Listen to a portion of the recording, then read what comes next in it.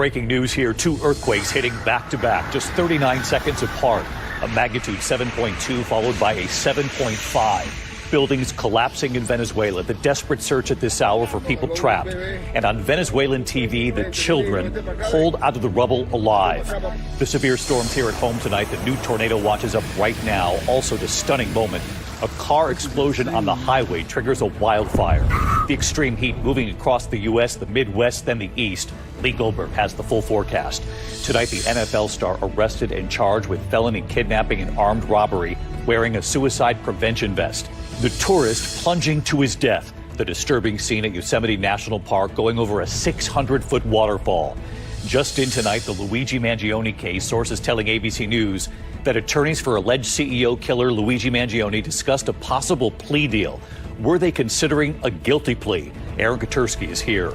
The U.S. and Iran tonight. Iran striking a ship in the Strait of Hormuz.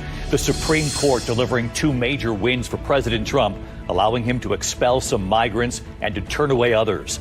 Outside New York City tonight, the driver wanted for a deadly hit and run. The surveillance showing two women struck and killed while crossing the street after watching the World Cup. Tonight, the image and now the suspension. The WNBA player appearing to thrust her fist into Caitlin Clark's neck. Lionel Richie's health scare, the opening night of his new tour. What he told the audience, then leaving the stage. Tonight, Dolly Parton's surprise appearance amid her health woes and what she's now done. Tonight, the World Cup showdown. Will the U.S. men's team make history? Tonight, tennis great Chris Evert revealing a deeply personal development. And we remember the lead singer tonight of Blood, Sweat, and Tears. From ABC News World Headquarters in New York, this is World News Tonight with David Muir. Good evening. We begin tonight with the horrific images now coming in after devastating back-to-back earthquakes in Venezuela. The magnitude 7.2 and magnitude 7.5 quakes just 39 seconds apart, and they have been deadly. Dramatic video tonight showing the moment the earthquake struck, buildings collapsing into clouds of dust and debris. Tonight, the death toll climbing. The quakes bringing down the ceiling at an airport just north of Caracas. Travelers running for their lives with the terminal coming down around them. Search and rescue teams working around the clock, digging for survivors. Thousands of people still missing at this hour.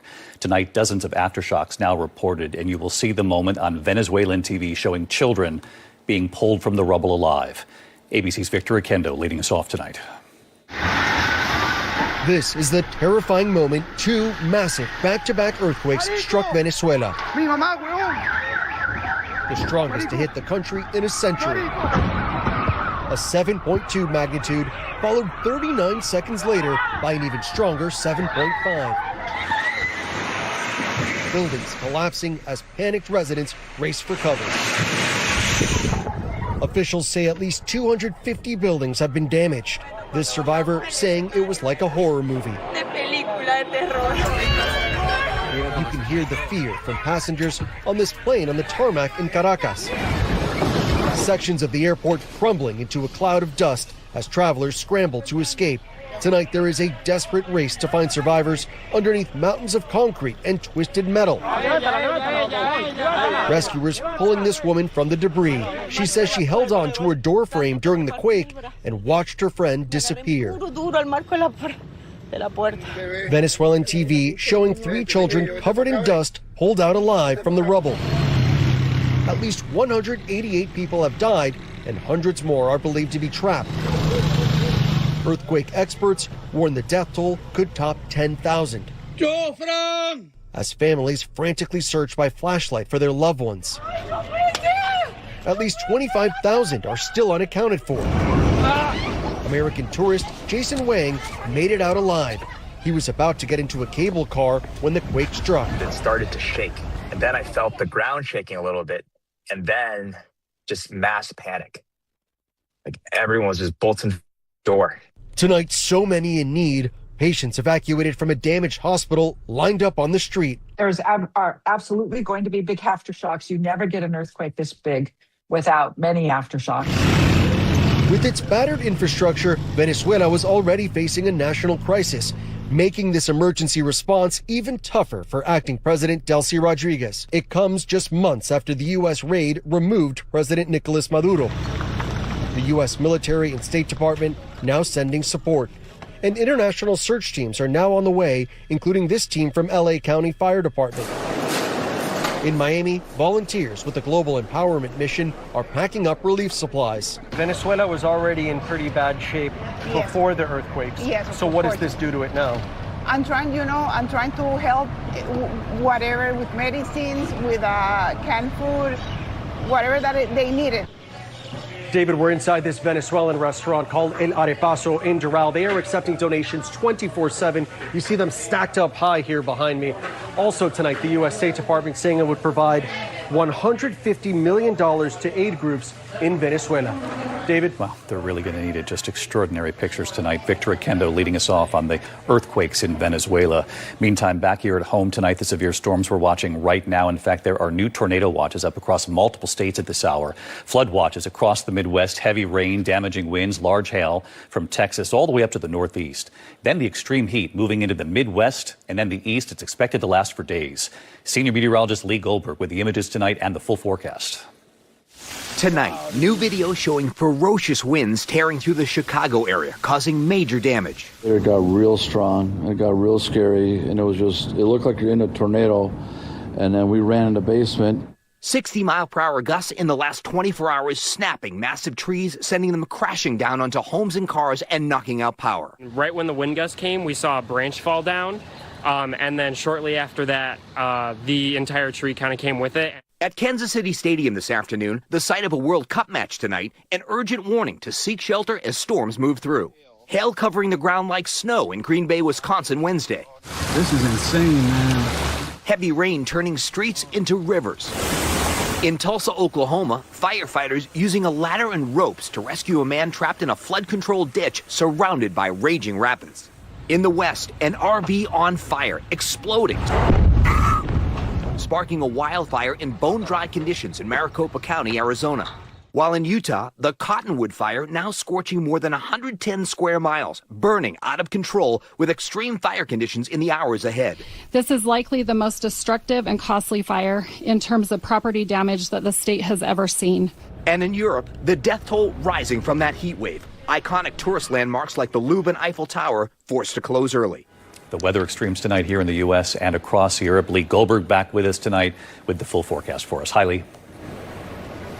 David, we're looking at severe weather from the heartland all the way to the Ohio Valley. Tornado warnings eastern Ohio and in eastern Oklahoma. Tornado watches go from Oklahoma and Kansas, and severe thunderstorms Wyoming to the Texas Panhandle. We're also concerned about flash flooding from the Ohio Valley, and that rain goes into the Northeast both Friday morning and Saturday morning. In the West, the rare extremely critical fire danger, Utah, Nevada, Arizona into Friday. That lasts into the weekend. The heat, it goes into the Midwest this weekend, into the East, into next week, feeling like 100 or higher. David? Summer is here. Lee Goldberg back with us tonight. Lee, we appreciate it.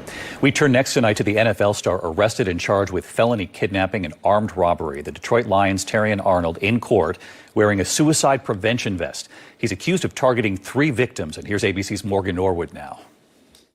Tonight, Detroit Lions cornerback Terrion Arnold appearing in court, accused of orchestrating a robbery and kidnapping plot.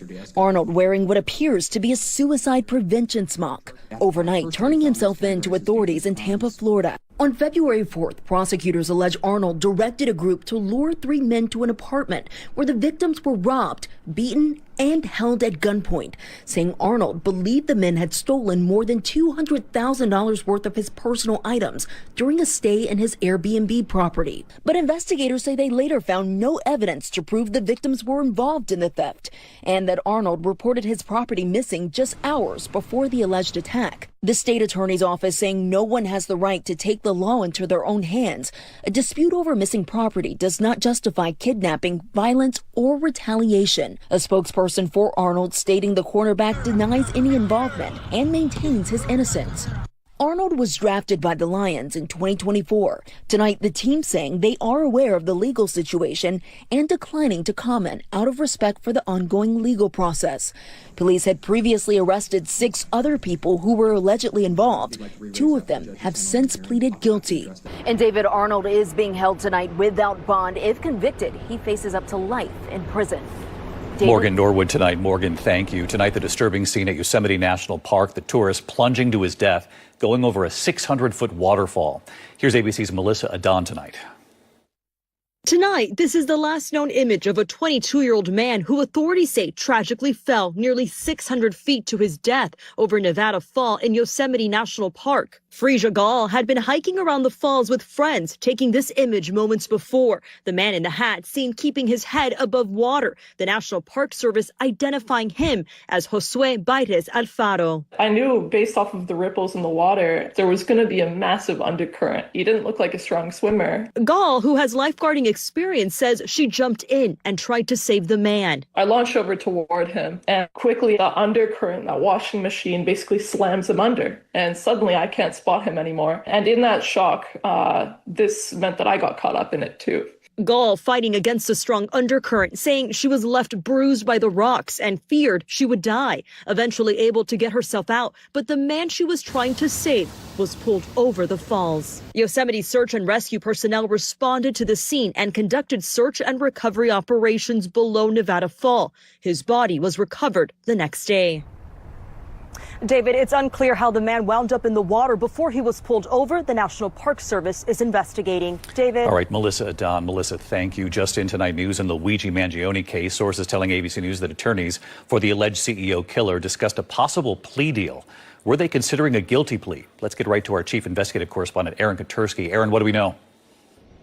David, sources tell ABC News attorneys for Luigi Mangione and federal prosecutors had been in talks for a possible plea deal in which Mangione would admit to killing United Healthcare CEO Brian Thompson.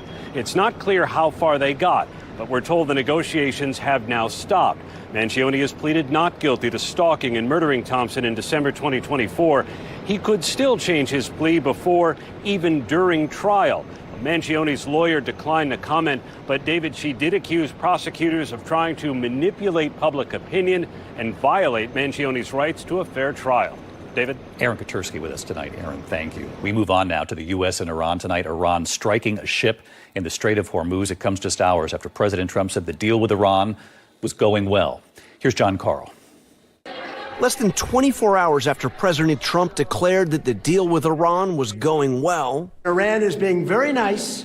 They're agreeing to everything that I want. Today, U.S. officials tell ABC News Iran attacked a cargo ship attempting to cross the Strait of Hormuz. Iran has imposed new conditions forbidding ships from traveling outside of its approved shipping lanes. Maritime security expert Martin Kelly posted audio of a warning he says the Iranian military is issuing to ships attempting to cross the strait. If any vessel attempts to transit in the strait without our permission, it's responsible for any consequences of any danger. Just this morning, Secretary of State Marco Rubio said that if Iran interferes with shipping traffic, it would be a clear violation of the deal that President Trump signed last week. If ships are moving as they should be moving, then that's what we're going to judge and that's what we're going to react to. If, on the other hand, this rhetoric is backed up by actual ships being threatened and ships are not moving, that's a violation of the agreement and we're going to have a problem with it. Traffic through the strait had been increasing, reaching nearly the level it was before the war. But this attack, coupled with new warnings from the Iranians, is expected to reverse that progress. David? John Carl live at the White House for us. Thank you, John. Tonight, the Supreme Court delivering two major wins for President Trump, allowing him to expel some migrants and turn away others. Let's get right to Mary Bruce on the Supreme Court. Mary, what have we learned? Well, David, tonight the Supreme Court's conservative supermajority handing President Trump two wins on immigration in a 6-3 decision. The court clearing the way for Trump to cancel the temporary protected status of hundreds of thousands of Haitians and Syrians who've been living and working legally in the U.S. Most will now need to leave the country or face deportation. In the other case, the justice is allowing the administration to turn away people seeking asylum at official ports of entry along the U.S.-Mexico border, meaning the U.S. can essentially shut the door war to migrants fleeing violence and persecution. And David, we are still waiting on perhaps the biggest immigration decision, the court's decision on whether Trump's effort to end birthright citizenship is unconstitutional. David. Mary Bruce is reporting here in New York with us tonight. Mary, thank you. Tonight, we're remembering someone close to many of us here at ABC News. We learned today that a husband and father in Ukraine, Maxim Osirachuk, has died. He was killed during a Russian drone strike last night while serving in the Ukrainian army. He was a friend and colleague to those of us who reported in Ukraine. He drove many of us around the country into the front lines, keeping all of us safe. He always had a smile. Our Ian Pamela remembering his quick wit tonight, calling him one of life's genuinely lovely people. He was drafted into the military several months ago. At the time, he said, quote, "If this is what fate has brought, I will defend my country and my daughter." All of us who worked with Max are thinking of him, his wife Katerina, and their baby daughter Maria. Max was just 30 years old, and he often joked that none of us could get his name right, so I hope I did well by him tonight. When we come back on the broadcast, outside New York City tonight, the driver wanted for a deadly hit-and-run surveillance showing two women struck and killed after watching a World Cup match. More on this in just a moment here. Also, the image tonight and the suspension. The WNBA player suspended, appearing to thrust her fist into Caitlin Clark's neck.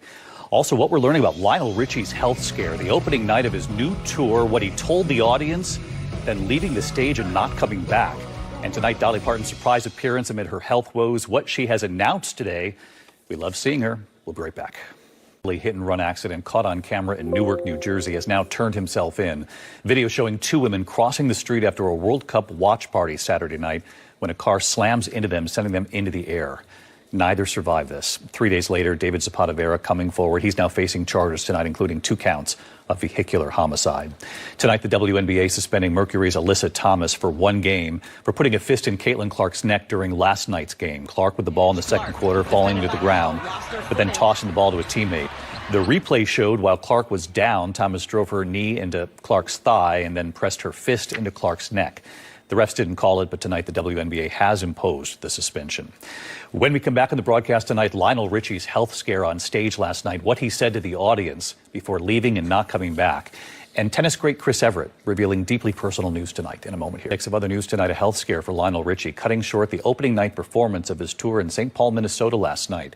The 77-year-old singer sat down during one number, telling the audience, when you're feeling dizzy, sit your you-know-what down. So he sat at the piano for another song before calling an intermission. He didn't come back. There's no official word tonight on how he's doing, but tomorrow's show in Chicago appears to be on, and of course, we hope he's feeling better. David Clayton Thomas, the lead singer of the group Blood, Sweat, and Tears, is being remembered tonight. What goes up must come down. Singing Spinning Wheel right there, one of many songs he wrote. They sold millions of records and won 2 Grammys, Best Album in 1969. Clayton Thomas was 84. Tonight, tennis legend Chris Everett sharing the news that her cancer has returned, canceling her announcing appearance at Wimbledon next week. Everett posting on Instagram that scans over the weekend confirm the ovarian cancer she has already undergone surgery for. She will begin chemotherapy. She was scheduled to work as an analyst. Everett was first diagnosed back in 2022, announcing the following year that she was cancer-free. We are all thinking about Chris tonight. And Dolly Parton making a rare public appearance as she deals with her health challenges, making a surprise stop at the grand opening of her new business venture, yet another one, Dolly's Tennessean travel stop, inspired by her decades on the road herself. The roadside truck stop features gas, food, a laundromat, showers, and all sorts of Dolly swag, of course.